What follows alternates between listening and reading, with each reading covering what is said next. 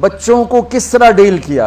میں روزانہ میرے پاس بچہ گستاخ ہے، بچہ نافرمان ہے، باپ جی بچہ اب سنتا نہیں ہے، بچہ یہ ہے، بچہ وہ ہے. ایک نبی کی حدیث سن لو، بچے تمہارے غلام ہیں.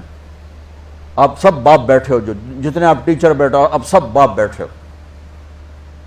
جو مستورات ٹیچر ہیں وہ بھی ماں بیٹھی ہیں، اور اصلی باپ اور ماں بھی بیٹھے ہوئے. میرے نبی نے فرمایا اکرموا اولادکم، اپنے بچوں کو عزت دو، عزت دو. میرے نبی کیسے عزت دیتے تھے؟ حضرت فاطمہ گھر میں انٹر ہوتی، اور یہ حضرت فاطمہ کا آنا کوئی 8ویں دن نہیں ہوتا تھا، گھر کے ساتھ گھر تھا، 2-4 گھر چھوڑ کے حضرت فاطمہ کا گھر تھا.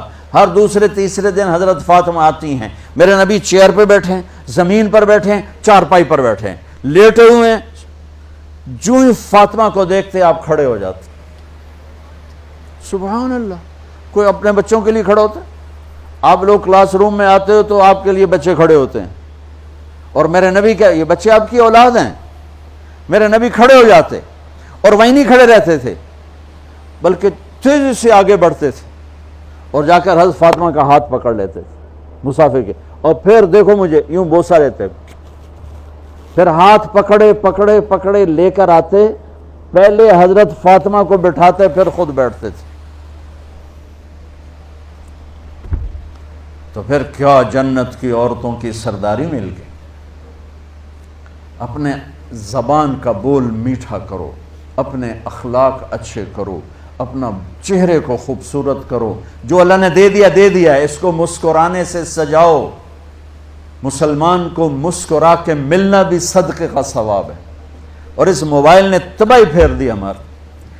بچہ بات کر رہا ہے اور اماں لگی ہوئی ہے ڈرامے دیتے، ہاں بتاؤ سن رہی ہوں، بکو کیا بک رہے ہو، سن رہی ہوں. اللہ کے واسطے یہ فون ہے بھائی، فون ہے، اسے ضرورت کے لیے استعمال کرو. اس کو اپنے لیے لعنت مصیبت نہ بناؤ. ایک خاتون پیپر چیک کر رہی تھیں، ٹیچر تھیں، تو چیک کرتے کرتے رونے لگیں. تو ان کے خامن نے پوچھا کیا ہوا؟ تو انہوں نے پیپر آگے کر دیا، roll number dash dash dash.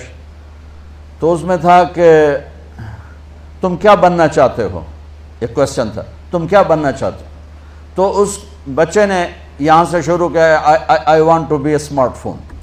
یہاں سے اس نے یہ بات، چھوٹے بچوں کا پیپر. تو وہ پڑھا کہ بھئی میں اسمارٹ فون بننا چاہتا ہوں، چونکہ میرے ماں باپ جتنا فون کو اہمیت دیتے ہیں اتنا مجھے اہمیت نہیں دیتے، تو میں اسمارٹ فون بننا چاہتا ہوں. تو اس کے خامن نے کہا تو اس میں تو کیوں رو رہی؟ کہا تمہیں پتہ یہ رول نمبر کس کا ہے؟ کہا نہیں. کہا یہ تیرے میرے بچے کا ہے. میرے نبی نے ایک زندگی سکھائی. آپ گھر میں آتے تھے مسکراتے ہوئے آتے تھے، اظہار محبت فرماتے تھے. عرب کے ماحول میں بیوی سے اظہار محبت عیب تھا، اور گرل فرینڈ بنانا ایک فخر تھا. آپ لوگ کٹھے پڑھتے ہو، اس لعنت سے بچو. باعزت آئے ہو باعزت چلے جاؤ. اپنی شادیاں ماں باپ کی رائے سے کرو، ماں باپ کی دعائیں لے کر کرو، اپنے فیصلے خود مت کرو. یہ کیا کریں، اب بچے بچیاں کٹھے پڑھتے ہیں تو اس قسم کی لعنتیں چلیں گی تو صحیح، لیکن میں جتنا بچ سکتے ہو بچو بچو. اپنے فیصلے ماں باپ کے حوالے کرو، اپنے فیصلے ماں باپ کے حوالے کرو. چونکہ جتنی عشق کی شادیاں ہوتی ہیں وہ ساری ہی ناکام ہوتی ہیں. عرب کے ماحول میں اظہار عشق بیوی کا عیب، اور گرل فرینڈ کے لیے اشعار. اس کلچر میں بھرے مجمع میں ایک آدمی پوچھتا ہے یا رسول اللہ من احب الناس الیک، آپ کو سب سے زیادہ کس سے محبت ہے؟ تو اپنے نبی کی سنو. آپ نے زور سے فرمایا عائشہ سے. وہ ہل گیا، کہنے لگا ارے یہ کیا ہوا یا رسول اللہ، میرا مطلب یہ نہیں ہے، میرا مطلب ہے کہ مردوں میں کس سے زیادہ پیار ہے. تو آپ کو پتہ چل گیا، اس کی نبض پہ ہاتھ رکھ لیا کہ اس کو ہضم ہی نہیں ہوا کہ میں نے عائشہ کا نام لے دیا. اب آپ نے کہنا تھا ابو بکر سے، تو آپ نے کہا عائشہ کے ابا سے، عائشہ کے ابا سے.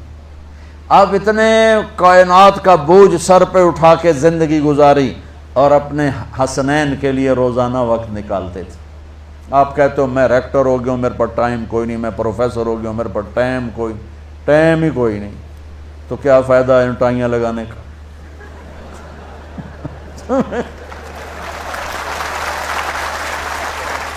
تمہارے لیے اپنے بچوں کے لیے ٹائم نہیں ہے تو تم کیا کر رہے ہو، جھک مار رہے ہو؟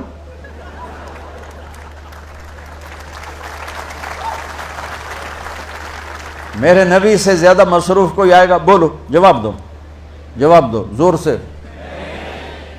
7 بر اعظم کے انسان اور قیامت تک کے انسانوں کی ذمہ داری سر پر ہو، اور وہ روز بچوں کے لیے وقت نکالیں۔ این اللقا، میرے شرارتی بچے کدھر ہیں؟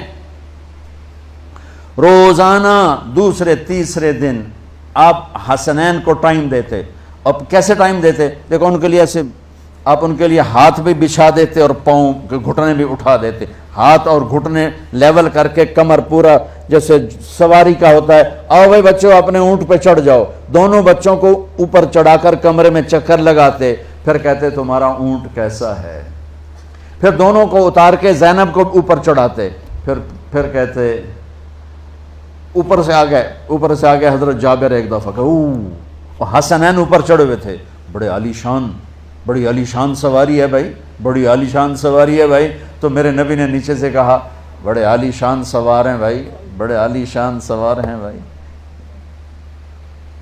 میرا سب سے بڑا سرمایہ میری اولاد ہے، میں نے اسے ٹائم نہ دیا، میں نے اسے یہ سب آپ کی اولاد بیٹھے ہوئے ہیں، سب آپ کی اولاد بیٹھے ہوئے ہیں۔ ٹیچر کا رتبہ بہت بلند اللہ نے بنایا ہے، میرے نبی ٹیچر بن کے آئے، بادشاہ بن کے نہیں آئے، حاکم بن کے نہیں آئے، تاجر بن کے نہیں آئے، میرے نبی معلم بن کر آئے، مقدس ترین نسبہ، یہ سب آپ کی اولاد ہے۔ یہ اگر اچھے انسان بنتے ہیں، میرے 5 بچے ہیں، کتنا کو صدقہ جاریہ بنیں گے؟ آپ کے 10,000 بچے ہیں، اگر یہ ایک بچہ صحیح چلے، نیک بنے، آپ خود سے جو کتنا بڑا آپ نبیوں کے ساتھ اٹھائے جائیں گے۔ یہ اتنا عالی شان مرتبہ ہے انسانیت کے لیے، معلم بننا، ٹیچر بننا، لیکن پھر نبی کی زندگی پڑھو، نبی والے اخلاق پڑھو کہ میرے نبی نے کیسے زندگی، کیسے خوبصورت طریقے سے اپنی اگلی نسل کو سنبھالا۔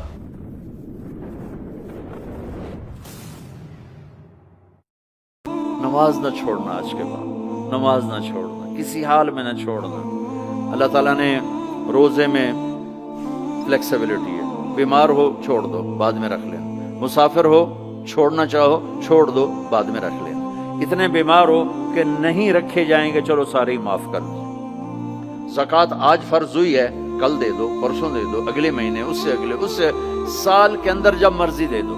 حج فرض ہو گیا ہے، اس سال کر لو، اگلے سال کر لو، مرنے سے پہلے جب کر لو، لیکن نماز آ گئی، ان الصلاۃ کانت علی المؤمنین کتابا موقوتا، نماز نہیں ہل سکتی، اسے اپنی جگہ پہ ہی پڑھنا ہے۔